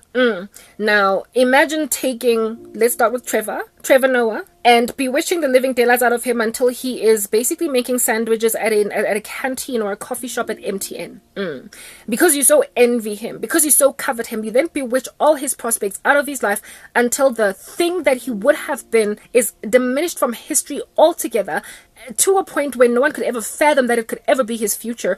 And now he's busy making little light jokes to staff members of MTN who are ordering cappuccinos and sandwiches in the morning. Yeah, imagine Trevor Noah apere overall in Jeffel ko kantining a rekisa di sandwich. Yeah, and then imagine Charlize Theron chilling still in Benoni after being bewitched like no man's business, being the baby mama 12 times over of some man that beats her up like no man's business, and she is sitting at home as a stay-at-home wife that every so often sells like makipkipile magwenya outside of her house just to make ends meet, because her best friend decided to bewitch the living daylights out of her that she might never make it to Hollywood. So here is another person erased from the glory of what she would have become in the future altogether, to a point where the world does not know her, but they could have, if they had just let her make like Nelly Furtado and fly like a bird. So now Charlize Theron is a baby mama of 12 of some deadbeat husband that beats her up and sells my keep. Trevor Noah is selling sandwiches at MTN, and working at the canteen over there. And then Doja Cat, ubhizi nsajavela amapiano on TikTok. Do you understand? Given that she's got dance skills, everybody knows that Doja Cat can dance like no man's business. Okay, and she's busy trying to move her body left to right since she's got these skills. Mapiano nyana, with like a small little following of 500 people. Struggling to make ends meet, right? Working some 9-to-5 job, go corporate South Africa as a call center agent. Because somebody bewitched the living daylights out of all of her giftedness that she could not for the life of her break through at all into what she rather wanted to do. So all she's doing rather is using her little skill to entertain some people. That's what's good. That's Doja Cat. So Trevor Noah selling sandwiches. Charlize Theron is the baby mama many times over of a man that beats her up, chilling Kobinoni, selling my kipi outside of her house. Doja Cat has a small little following of like 1,000 people on TikTok, piano, also working a call center job in corporate South Africa. And Elon Musk is a mechanic. Yeah, is a mechanic that just really likes fixing cars, redoing them over, and every so often gets attitude from clients who for the life of them don't like the service that he gave them. And then he goes back home to a wife with whom he's just really struggling. The two of them are always just fighting. They're always arguing over the fact that he is not bringing in enough money and the babies don't have school uniforms. That's Elon Musk. But like, I mean, his genius is still there. I mean, Doja Cat's talent is still there. So too is Trevor Noah's comedic genius still there. So too is Charlize Theron's incredible glory, beauty, and acting talent still there. But she never quite managed to crack it because they all got bewitched by the entire ecosystem before they could get anywhere. South Africa. I guess they escaped South Africa. Trevor escaped. Charlize escaped. Doja, her mom was already an American. And who is this? Escaped. Charlize Theron escaped the futility of South Africa. And then America drained the living daylights out of them, juiced them. And now who in the world does not know who Elon Musk, especially Elon Musk, is? Who? Who does not know who Elon Musk is? Elon Musk is inevitably going to move to Europe. That's going to happen. Because in the Antichrist reign, they're going to need him and his Neuralink. They're going to need his genius in order to foster the beast system. Elon Musk is going to get snatched up again by another continent that's not falling apart, because America is inevitably falling apart. America is going to fall, so they're going to take Elon Musk for themselves. As for Charlize Theron and Trevor Noah, I don't really know what's going to happen with them. But the thing that America has done for decades now, taking some of the biggest and baddest skills of countries that don't quite frankly don't understand what they have in people. They are still trying to do it, all right? However, in a very clandestine, covert way. I already spoke about that. Where America is trying to drain, as with slave labor, African talent, and they're selling it to American content creators to keep themselves strong. This thing is going to drain the African conglomerate, especially those belonging to BRICS, because of the evil of Africa, and especially of South Africa. You, who is the sore thumb in Africa because you don't stand on any values at all. You are just tossed to and from by every wind of doctrine. America is going to continue to steal your people. That's what's good. So the glory that would have been in your country, Elon Musk, of which, by the way, offered South Africa a deal with Starlink, and South Africa was like, you must give us 30% and then we will talk. And Elon Musk was like, I'm sorry, you and your corruption, it's okay. Starlink, of which would have done what? Give internet access to people in the rural areas. The rural areas of which are in dire need of access to the internet, because there are people there sitting without ID books. And so therefore can't get jobs, can't even write matric. And if they had internet, they could tap into the Home Affairs database and apply remotely and only take the trip to Johannesburg once their ID is to be collected. Otherwise, for you to queue for 10,000 hours at the Home Affairs is going to take forever and a day. These are the kinds of things that people then in the rural areas would have access to. Plus, creating a whole online career for yourself, because you've got access in the rural areas without having to go to a city center, without having to go to Johannesburg, without having to go to Cape Town or Durban. You can just chill there, go the dusty streets of Rusty Dusty, and still access internet because of Elon Musk. It would have benefited the country's economy violently. It would have benefited us very handsomely, but then the South African government was too corrupt to work with Elon Musk without it being without there being something in it for them. So they shot themselves in the foot and passed that up. Guess who's taking up that whole Starlink deal? Nigeria. Nigeria, of which is what? Africa's leading economy. Why are they the leading economy when we are Africa's most industrialized economy, and at some point we're the fastest growing economy in Africa, and now Nigeria has taken us over? Because we are defeatist. We keep shooting ourselves in the incredible foot. So for those reasons, it's over for you, South Africa. You have taken your baddest and your brightest and you've thrown them away. Just as corporate South Africa lied against me, caused me to even lose a case that I had exculpatory evidence for at the CCMA, made everybody therefore look at me like I stank, put a gaping hole in my CV that I might never be looked at by anybody else ever again very seriously. And so one of your geniuses, frankly your Elon Musk, one of your Elon Musks, one of your Charlize Therons, one of your Trevor Noahs, one of your Doja Cats is sitting at the back of her mother's house gathering dust, literally every single day, unable to come up for air, with no money, going nowhere, doing nothing, because you properly want to believe that winter ends ka July, and that August is spring, and that August is the beginning of spring. You have gone and taken the only person that could invalidate the lie that you were sitting on, the only person that gave you the truth of what is rather the season that we were in. You took her, you blasphemed the Lord in persecuting the living daylights out of her, called her dumb, told her that whatever, go just be a model or something. Go be pretty, smile, take some photos and put them on Facebook. But do not come here and start to speak fact. Do not come here and speak anything at all of an intelligent nature, because we refuse to embrace that you can be treasure in jars of clay. We refuse to embrace that a person can be right and be just incredibly, like, in a spectrum, kaleidoscopically gifted. and so therefore benefit our nation. I was a paradigm shifter, and you grabbed a paradigm shifter of that nature. A man in this world that is responsible for an impending AI apocalypse is from South Africa. His name is Elon Musk. Those are the kinds of people that are in our country, and they are born to do great things with a massive amount of talentedness and giftedness. And South Africans, with their adoration of sorcery, have extracted them out of the workforce. And now they are being treated like rubbish by their own families, who are belittling the living daylights out of them, making them domestic workers, when at the backs of their mothers' houses, these are the kinds of things they speak every single day. This is the level of influence that I would have had over a world of people that are making sure I don't get hurt. They keep bewitching my content. They are sitting on my talent. They are making sure I don't go anywhere. And America is juicing this particular camel. It's juicing this little cow. It is draining the blood out of it, exsanguinating the living daylights out of it entirely, because it realizes that she belongs to a country that does not care to recognize her as a potential Elon Musk. Her nation literally does not care that they're sitting on the chest of a proverbial Trevor Noah. They're just sitting on her. Bamudutsi. And if you think about Trevor, he's a funny guy. He's a comedic genius, right? As am I. If you think about Doja Cat, she can dance like no man's business and sing, as can I. Like, literally, every last one of these talents that Americans have drained as with a straw. They've drunk it out of South Africa, out of many countries in Africa, made little Hollywood stars. Look at how it is that they're now currently taking Utuso Mbedu. That's what's good.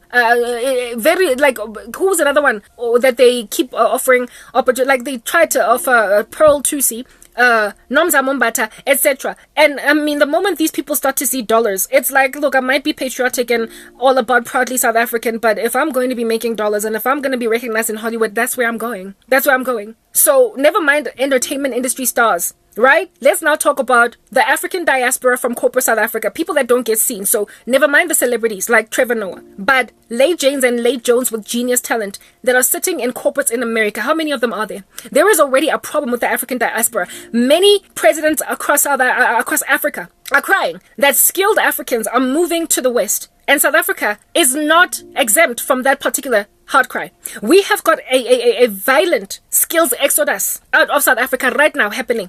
And it's been happening for the past couple of years because we are being drank as with a straw by Western countries that are strengthening themselves with the biggest and brightest stars of the nation, because the nation is busy persecuting the living daylights out of them. If you are a paradigm shifter in this country, if you are intelligent, if you are gifted, if you are sitting on the far extreme right of the normal distribution, so you're one of those people that can change an entire ecosystem's mind, you get quickly just drunk as with a straw, a milkshake out of it. By Western countries, the African diaspora. I was inevitably going to be an African diaspora if I had stayed in corporate South Africa. Inevitably. I was not going to stay in the country. I was not going to stay in South Africa. It would have frustrated the living daylights out of me and I would have been headhunted. But before any of that could happen, I was growing so fast. Within just 2.5 to 3 years of being promoted to a project manager, I was promoted to program manager above people that had been in project management for years. I was that good. For like almost a decade. I was that gifted. And it was at the point of being a program manager that all of a sudden then people were like, no, I'm sold. And they kicked me out of corporate South Africa, leaving me unemployable. For a decade now almost have I been unemployed. Because I look as if though I irresponsibly messed up with my life and I lost my case at the CCMA. Have not been rehired by any company or even interviewed even once ever since then. Guys, what is going on? A woman this gifted. I was inevitably going to leave South Africa. It was inevitable. It was inevitable. I was inevitably going to get hunted by some nation in the West. I was an African diaspora in the making. And I got wrenched out of it because South Africans decided to pull my panties down. However, those whose panties they did not prosper to pull down have moved anyway. They have left. Why have they allowed themselves to be moved to other countries despite being patriotic for their countries and actually loving their nations? Why have they done that? Why have they done that? Because the weight to carry of lukewarm, mediocre, normal distribution, chilling in the center people on those that are geniuses is too heavy sometimes to carry. And so to move to a nation that has embraced the genius version of you, a nation that has embraced the paradigm shifted component of you, a nation that has already moved to the height that you are trying to move yours to, it's just easier. It's easier. The resistance, the rebellion against skills and giftedness in this country, holding on to power like Robert Mugabe at the height of his insanity. in Zimbabwe. That is what is causing a lot of people to leave in Africa, and in South Africa in particular. It's just too much work to try and convince people to do things better, to try and improve processes. When I was working at MTN, I was, for the life of me, I could not understand why they maintained themselves in such a lack of efficacy over basic processes, like things that could so streamline, improve everything that we're doing. They were taking 10,000 years to agree that this needs to happen. And because the credit would then go to Karabo for recommending this, they then sat on it and decided not to do anything about it, even though it would have improved how the company's processes for that particular business unit anyway would have worked. Just because they were so competitive, they refused to let me thrive. They refused to let me jive. They refused to let me work. Do you understand? They refuse to give people credit where it's due. I don't know how many ideas I have presented or tabled back when I was working in corporate South Africa that people tried to pretend were nonsensical. Until 3-4 months later, the same idea has been employed. However, it was spoken in a meeting by another person who had access to bigger people that would then be like, congratulations, yes, I like the idea. Wow, good thinking. Like, thanks for thinking on your feet. You're a thought leader. And I would watch this stuff and just move on. However, the frustration of having that much theft happen against me, goodness gracious, even in my meetings, I used to have these people that would get so jealous, so green, that they would take over and speak over me. And in Najwanong, I'm not rude like that. When a person is speaking, I shut up. I immediately keep quiet and allow them to have their word. But I started to notice that there was this one girl, for instance, she was a segment manager. I would speak in my meetings. She would then start to speak. I would keep quiet. When then she would finish, I would try to talk again. And when I would then be in the middle of my sentence, she would interject again, to a point of literally taking over my entire meeting. I got so frustrated with her that I wanted to send her to the side and just feel like, but she ended up quitting her job at MTN because she got another opportunity somewhere else. So I was like, good riddance. That's the kind of stuff that happens in South Africa. Mediocre folk are playing dirty at the expense of the country, grabbing the geniuses that can shift the entire economy to the right and killing them. People that are in a position to innovate out of this apartheid crisis are nowhere to be found. They've been smothered and silenced. People who are in a position to innovate out of this gender-based violence issue, people who are in a position to innovate out of all the socioeconomic issues that we have in this country, especially the unemployment, they are doing away with them. Entrepreneurs just gawking at you. I would have inevitably left South Africa. I was going to get headhunted by some other nation, and I was going to go, even though I was a patriot for this land. I was going to be so frustrated that I would have eventually literally allowed myself to live somewhere else, even though I was going to be uncomfortable for a season. So the skills exodus accounts in this land. It can account for why it is that the country is not coming back up for air again. The diaspora, we can't breathe. And everything is falling apart. Why? Because all that's left here are these mediocre randos that don't want change. They just want to keep a company average, doing just enough, barely making their bottom line, breaking freaking even. They want to keep South Africa breaking even because they are breaking even. They're average. They're slap bang in the center of the normal distribution, are not moving left or right. Just average Janes and Joes out here passing with 50-60%. Nothing more, nothing less. Just doing enough. Paying your rent, paying your bond, earning a salary that belongs to someone else, even though, frankly, you can't even do your job. I lost my job to favor being given to somebody that I trained to be a project manager. She came in with no skill. She came in with no experience. And my boss hired her in a very senior team of project managers. Could not understand what was going on there. Everybody could not stand her, and I trained her up. 3 years later, she betrayed the crap out of me. And she and my boss banded together against me to sabotage me out of my job. My new boss, the new one that would come afterwards. Because there was a whole staff restructure, and so we got a new boss. That's what's good. I was sabotaged out of a job because I was whistleblowing against unsavory business practices. And so for them, it was like good riddance. We're all just going to band together and pretend that this did not happen. And now I don't know who is running corporate South Africa or what's going on in there. I don't know who is working there. But one thing I can tell you is that the statistics of the economy speak shouts. They speak volumes. I might not be there to read their numbers at the end of the year or even gauge the prosperity of any organization. I might not even be trying to find out what's happening. But just the current state of the country, the fact that we are grey listed, the fact that we are junk status according to ratings agencies, the fact that we've got an ongoing power cut crisis, it says that corporate South Africa has got nothing but lay mediocre Janes and Joes, keeping companies average while the world is progressing, while the world is growing. At rapid speed, South Africa is just staying average, ever so mediocre, like a blob of jelly, just staying in one spot after you move it left, and it kind of jiggles until it stands exactly stationary and still, where it is that it was originally at. There is no economic growth, or if all there is any, it's very little. And no, the virus, the pandemic, has got very little to do with it, because South Africa was already on a downward spiral even before the pandemic hit us. So, I mean, really and truly, go on right ahead and grab your Trevor Noahs and put them in canteens selling sandwiches. Grab your Charlize Therons and make them the wives of men who beat them up and properly just selling magwenya outside of their houses. Go out and grab your Doja Cats and make them have a small little following on TikTok of 500 people watching them piano with a call center job in corporate. Do that. Grab your Elon Musk and make him a mechanical Lugisandi Koloi that's always fighting with his wife because he can't afford to buy the children's uniforms because his salary is not big enough. Keep doing that. And watch not only your skills continue to be drained out of your country, but also watch these people become so prolific once they are somewhere else, evidencing therefore that something was thwarting them in South Africa. Something was making sure that they can't get to the height of where they needed to get in South Africa, so they had to move. If anything, that's what Elon Musk said about what inspired him to move to America. He said that he saw that in South Africa he was going to be very restricted. He was going to be very restricted in his growth. He needed to go somewhere where the paradigm had already shifted, and basically the ground was made fertile for him to do what he wanted to do, so he went to America. He made like Eddie Murphy and he came to America. That's what Elon Musk did. I would have inevitably moved. Maybe not the US. I think more than likely the UK is where I would have gone, and I would not have looked back. I would not have looked back. I would have likely married a man right there, had the children right there, and just stayed there and only visited home every so often. And when I was home, I'd be like, oh goodness, the power cuts, they've started again. But unfortunately, my life source was cut short before I could get there. But I was already experiencing the frustration of being in a country where mediocre people are weighing strong men and women down. They're dragging them to through the mud. That's what's good. My unemployment is unacceptable entirely. But there is a judgment coming on South Africa. Like I said, it's a zombie, but a bully zombie. I'm the one here with the lifeblood in me, yet it is bullying me. South Africa will continue to make me a domestic servant in my mother's house. Every second day.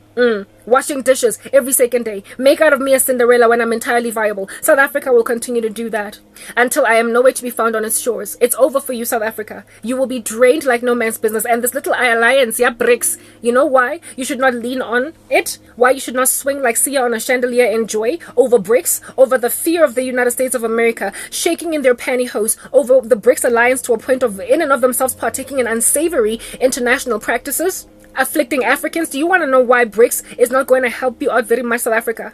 Because while BRICS will continue to grow from strength to strength, South Africa won't. South Africa in and of itself won't. It's being annihilated. BRICS has to grow strong. Why? Because the battle of Gog na Magog. Do you understand? In Ezekiel 37:38, or is it 38:39? Yes, it has to happen. And the thing that's going to facilitate its bravado is BRICS. Because if you look at the alliance of countries, Baba BRICS, Iran has been invited and accepted. Yesterday I said that I wasn't sure if they embraced or accepted it, but I know now that they have. Ethiopia belongs to BRICS now. So too does Egypt belong to BRICS now. But is this giving you goosebumps yet? So too does Iran. I mentioned Iran and the UAE, Argentina and Brazil. So it's the original countries: Brazil, Russia, India, China, South Africa. That's the acronym BRICS. The countries that they have approved in BRICS, even though there have been more that have applied, that are now officially part of BRICS, extra ones, are Ethiopia, Egypt, Argentina, Iran, and the UAE. If you go and you read the Battle of Gog na Magog in Ezekiel 38:39, or is it 37:38, I stand corrected. Surrounding nations of Israel are the ones that go in with a braveness like King Kong on a mountaintop, bashing his chest and ululating to go and grab Israel, plunder it, loot it, because they have decimated Israel's allies and no one is coming for Israel. So God is the one that fights that Gog and Magog war on behalf of them. Okay? He helps them along. He's the one that supernaturally delivers them, and I do believe that Gog and Magog is going to happen shortly after the rapture. Okay? And the reason why they're going to be given bravado to plunder Israel is because the US will already have been decimated, likely by the rapture, and Europe, the EU, is not going to be happy to fight Vladimir Putin when he is doing his little hostile takeover strategy over other countries in the world, because it will be self-preserving given that they will have annihilated the USA. So they're going to rather choose to stand back and do nothing. And this will also be at the will of God, because the Lord has to keep Europe strong for the sake of the Antichrist regime being strong. The Antichrist will rise from a revived Roman Empire. So it will be in Europe. So Europe is going to basically turn its back against America. America will be lambasted after the rapture by Vladimir Putin, who will be given bravado, not Vladimir Putin, but that alliance, BRICS. And then once BRICS has prospered to take America, the whole continent, and leave it basically laying waste, destitute, as hollow knot and ash, a fragment or figment of what it used to be, they will be so brazen and so brave after taking Ukraine and after taking America, that they will then be like, Israel is just another little country. Come on, it's like slap bang in the center of the Middle East, and it's so small, ain't nothing wrong here. And then they're going to have the bravado to do it.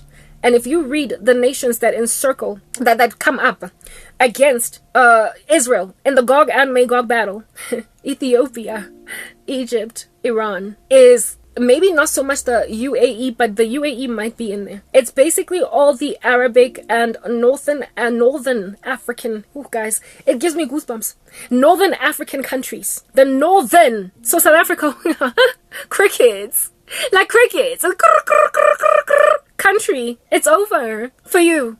It's the northern African countries that are largely Islamic, all right, in Africa, that take over, that come together, like I said, bashing their chest on a mountaintop like King Kong and mutilating woo, woo, woo, woo, woo, against Israel. And that alliance is already being fostered. It's eerie, it's creepy, it's the kind of stuff that will give you goosebumps when you see Bible prophecy unfolding right before your own eyes. Brazil has been apprehensive about the whole BRICS alliance all along, but it's kind of like hanging tin, and Brazil is the one that invited Argentina. Now, I don't think Argentina and Brazil are going to be allying in BRICS against against the Israel, but Ethiopia is going to be enough. So too will Egypt be enough, and so too will all the other surrounding nations. Now, once they have brought Iran into this, it's only a matter of time before Iraq, before Lebanon, before all the other countries in the Middle East that have a bone to pick with Israel also agree to join BRICS or ally or unleash themselves to them. These are countries that want to, they want to de-dollarize themselves, because remember, America, every time you hurt them or every time you do something strange of an international human rights nature, rightly so sometimes do they then sanction these countries, right? So America has been very protective of human rights across the world by sanctioning nations that don't care for human rights. Nations like the UAE, nations like Iran, Iraq, nations like much of the Middle East, like, is just disregarding of human rights a lot. And there's also been infractions chilling there in India, right, against human rights, violations of that nature. And the US has gone on right ahead to slap these places with sanctions, economically crippling them, making it impossible for them to negotiate anything at all. Do you understand what I'm saying? Yeah, so that's what's good. So now if they can de-dollarize themselves and also operate in local currencies, there is a noise coming from our side telling me it's my cue now to be done. Anyway, they want to de-dollarize, and they also want to start using local currency so that even if America is like, nah, do you understand what I'm saying? They're going to be like, whatever, we don't care. Now, if you think, this noise outside is really just getting to me, but I'm going to try and talk over it. If you think about, for instance, what America is saying to Uganda, saying that you better get your act together in legalizing gay marriage or else. And that or else is a big fat or else, because you're threatening humanitarian aid, you're threatening all different kinds of support, you're threatening sanctions, blah, blah. And that can economically cripple Uganda. So Uganda will then be like, yes, then I'm joining BRICS because America's threatening me because I won't allow gay people to marry in my country. And some of them even face a death penalty if they come against children. So more African countries, especially Northern African countries, are going to ally or unleash themselves to BRICS. And then there's going to be enough of a coalition of North African countries, Middle Eastern countries, and then some countries in Europe, maybe like Turkey, perhaps, who is this, my Bobby guy? Russia. They're going to then be this, like, firestorm around Israel. Jerusalem will then be a cup of trembling. Everybody around them is going to shake. God is going to basically deliver them. And then the whole world will know that the Lord God did this. And this will be an evangelistic endeavor. It'll be a revivalistic endeavor after the rapture. I do believe the Gog and Magog war falls after the rapture. Been wondering where it falls in, but I do believe it fits in there, over there. Psalm 83 war. Okay. So already this alliance has started to rear its ugly head, looking very much like the armies of Gog and Magog. Guys, it's proper looking Gog and Magog, all up in your grillo. Gog and Magog is already looking like BRICS. And remember, these countries I've just mentioned right now are another 5 that have been added to BRICS, but there are others that want to join. And apparently, allegedly, the BRICS Union already holds 40%. I mean, what a staggering number. 40% of the world's GDP. America is on shaky ground. No wonder they have got all these unscrupulous, unsavory business practices currently, international practices that they're partaking in. No wonder they're busy censoring and shadow banning the living daylights out of my innocent general bones. They are hurting the weakest BRIC nations. And they are targeting Africa first, South Africa first. And South Africa, you will go. Why? Because you are southernmost out of all of them. China's up there. Most of them are in the northern hemisphere. So they're going to come at you in your weak little disposition and no electricity and your defeatism and your giving over of your own Elon Musks to America or to go and become mechanics in little shops, unable to create singularity in AI, his own contribution to the beast system, literally thwarting some of your biggest and baddest skills who are chilling on the far extreme of the normal distribution. Therefore their geniuses can change a country, improve it. You are slapping them, spitting on them. So your own defeatism, your own shooting yourself in the foot, you giant zombie bully, you is going to cause not only a skills exodus of enough Doja Cats and Elon Musks and Trevor Noahs and Charlize Therons, but cause those Charlize Therons that are still in South Africa to end up selling my keep in their houses. You will continue to carry on with your apartheid crisis, which it has been written of is going to last another decade. You will keep shooting yourself in the foot, even though there are meetings happening. Johannesburg, where did it happen? Gallagher Estate. That's where they always have these meetings. Was it at the Gallagher Estate? I don't know. Whatever. Who cares? It was somewhere in Joburg, where they had this BRICS summit. You will keep on ululating and celebrating on some, our country's about to improve. Look, I've seen Xi Jinping there in Johannesburg. Look, I saw Vladimir Putin in Johannesburg. You will pride yourself in seeing all the kings of mighty nations in your door, in your backs. But you must understand, you who've got kings in your backyard, these kings will very quickly and very easily, once America conquers South Africa, just let us go. They'll just let us go. This is a capitalistic alliance, and their might and their strength is literally determined on economic power, and it is also determined on military might. Their fist, if at all it's an iron fist, they can take it. But if you are wobbly-legged, yes, they will still call you one of their allies. But if you're too weak, because you're defeatist, they will let you go and they will allow you to get withered away. You will be collateral damage. You're going to be like a casualty in war. You win some, you lose some. Some soldiers fall. And in order to rise and de-dollarize the world, the BRICS Union will take the collateral damage of South Africa dying in their stride. It'll be like a soldier falling in war, because the enemies around her are going to be so mighty that Xi Jinping and Vladimir Putin will be like, I'm sorry, it sucks, but you win some, you lose some. We have expanded. We've got other countries. So we'll still be their ally, but we are going to low-key just abandon them, because in war, you get casualties and some soldiers fall. And you, South Africa, who is at the very southernmost part of all of the BRICS nations, you are about to get annihilated. Brazil is already apprehensive, so they're not going to bug her too much. Argentina has just joined, so I don't know what that looks like in the future, what that's going to achieve. But you see those ones there in the Middle East, hanging out in the UAE, those chilling out, go Iran. The ones in just the northern hemisphere, goodness gracious, so much trouble. And the northern African countries, so much trouble. Like the Union is going to blast a crater in South Africa's knee because it is intimidating to the US, and the US is going to target us first, and then we're out the way. And you will lose South Africa because you lack strength. Now, if you think about all of the BRICS countries, think about Russia, think about China, the strongest ones. There is union and camaraderie among their people. China is literally training some of the baddest soldiers in the game. Their corporate game is on fire. They don't even sleep. They sleep in the office. They've got little beds in their offices. Like corporate China has got sleeping rooms because people don't go home. That's the industry there. They are under a social credit score system and they are adhering to it like little minions. They are in a bunch as a society. They are using TikTok as a weapon across the world, where they export rubbish content to the world through TikTok, but their own TikTok is limited and also restricted for certain hours of the day for their kids to use it, or for their people, their citizens to use it. It's a very tactical, military, mighty country that has to be strong. One of the kings of the East that are going to join up against the Lord in the Battle of Armageddon. So China is going to be a power all the way up until the end. It's going to be a power all the way up until the end. Do you understand? But it's not going to be the superpower. The superpower will be, it's going back to Europe. It's going back to Europe. Do you understand what I'm saying? So Xi Jinping and Putin are not going to prosper. to get global dominance, but they're going to be a force big enough to be reckoned with for the EU to cower in standing up for America. That's what's good. That's what's happened. That's inevitably going to happen. Do you understand what I'm saying? Like, Bible prophecy is coming to pass in the worst way, in the most damaging way to South Africa. So granted that China is that disciplined, granted that Russia, Vladimir Putin is running them with an iron fist. They're so scared of him that they are made patriots by coercion. They are made patriots by attrition and fear. So they're not going to be disruptive of their own fellow man. They're keeping each other strong because they've gone to war with a country where the whole world has shunned them for doing this thing. So all they have is each other. Now that is a nation in camaraderie, therefore. So you can't bring them down very easily. Divide and conquer, no, they're not divided. They're standing strong.